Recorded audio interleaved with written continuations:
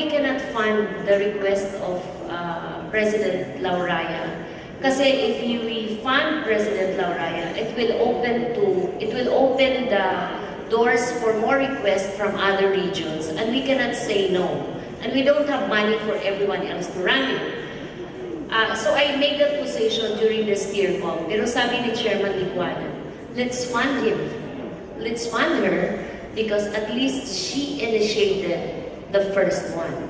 So whether there are other regions who will follow suit, then we will try to find money for them. So para mapakita ko lang sa iyo how sad the state of state universities are in terms of human resource. Kasi sa amin, kung hindi natin aayusin yung human resource, yung organizational depth ng state universities, paano sila makaka-deliver properly nung kanilang mataas na ngayon na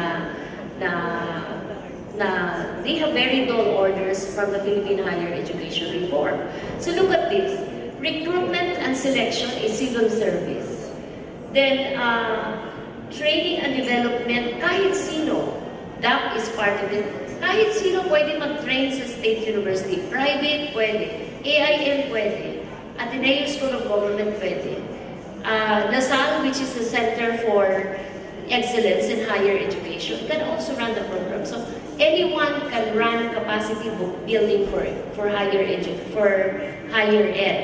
education institution.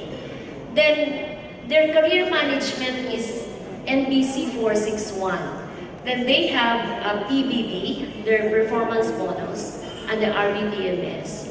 So ang dami nilang iba-ibang mechanism within their HR system. If you look at Singapore model, yung buong sistema na yan, that 7 circles is managed by one agency, the higher education board nila. Yun lang ang nag-manage ng buong sistema na yan, yung 6 na circles na yan. Error.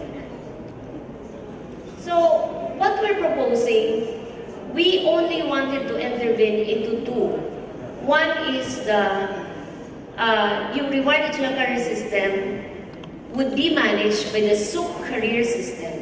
And the second one would be managed by the Higher Education Development and Leadership Institute. So how would this go? Ang una is that we proposed that there will be 3 tracks in the higher education in the state universities and colleges. One track would be for management. These are the people who would become presidents later on. The other track is for research and academics. And the last track would be for administrative functions. So may iba-ibang track. And we have looked at different models. We look at the Foreign Service Institute. We look at NIAP and we look at PhilJA. Sabi namin, the career system, that there's also a Civil Service Institute and other models which we looked at in Singapore, in London, and in Malaysia. So we looked at best practices at ito yung nakita namin.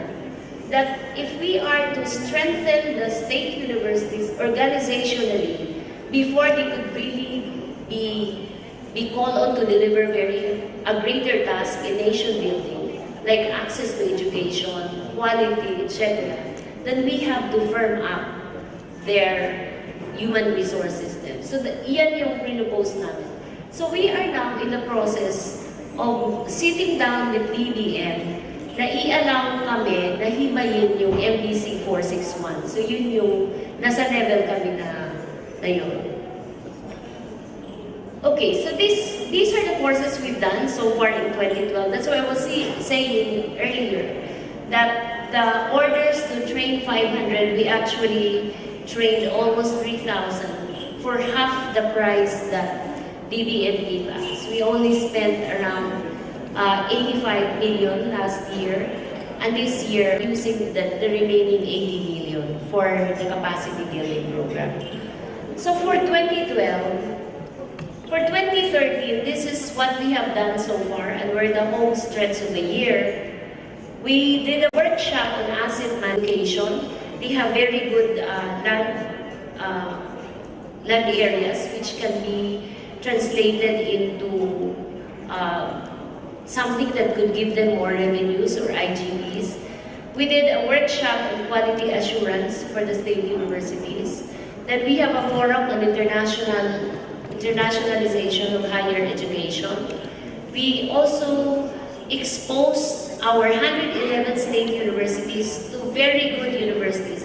Some of them went to Harvard.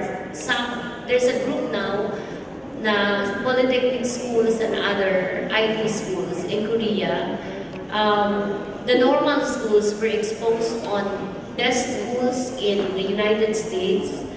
Then the 20 poorest provinces where the schools are situated will be brought to Netherlands in the Institute of Social Science, so they would know how to converse with the community in their areas. So that's the program for 2013. So what were we doing in the EDPS program? Sa EDPS program is, ang una namin ginawa is situate the schools, the state universities, on the realities of their areas. That's why we conducted a strategic planning for state universities by regions. And then we ran the course for president, the course for vice president, the course for academics, and the course for research and extension managers. And finally, we continue to work with all our hearts in the AD, the Higher Education Development and Leadership Institute, and the career system. And we hope that with all this intervention coming from the AD, we could actually build not only strong leaders of the state universities, but strong institutions as well. So for 2014, just to make it very, very transparent to all of you, next slide. For 2011 to 2016, so this is again the framework of the Philippine Higher Education Reform. And for 2014, we will be more focused, kasi for the past 2 years, what we tried to build is actually a community of state universities, a community of educators with common understanding of what is quality, what is responsibility, and what is responsibility to the regions that you are in, what is integrity in education, what is accountability, what is excellence. So we build a common knowledge or a common framework for all of them, so that when we start unloading a more purposive programs based on their leveling, ay may common na pag-iintindi ang lahat na nagtatrabaho sa state universities.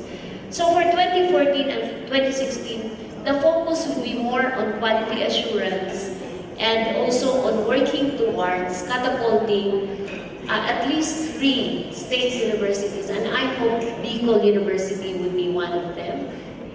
Kasi right now, wala talaga among the state university nakapasok sa radar na-identify as a quality or excellent school. So we will be more, we will be more purposive on the SUC leveling. So kung titingnan mo yung leveling ng state universities, there are only 22 leading state universities out of the 111. And there are 3, level 3 is 33. Tapos sa amin, halos pareho na yung 1 and 2. So when we do capacity building, pinagsasama namin yung 1 and 2. So it's around 55 for level 1 and 2. Then 33 for level 3 and 22 for the leading schools. So with that, ang programa namin for next year would be more purposive on 3 stratification of 3 leveling of the SUCs, 22 leading SUCs, 33 performing SUCs, and 55 developing SUCs. And these are the programs that you see on the board that we will be running. But that's open to further consultation with our SUC presidents and others, higher ed leaders. So that's just the entire activities that we have. So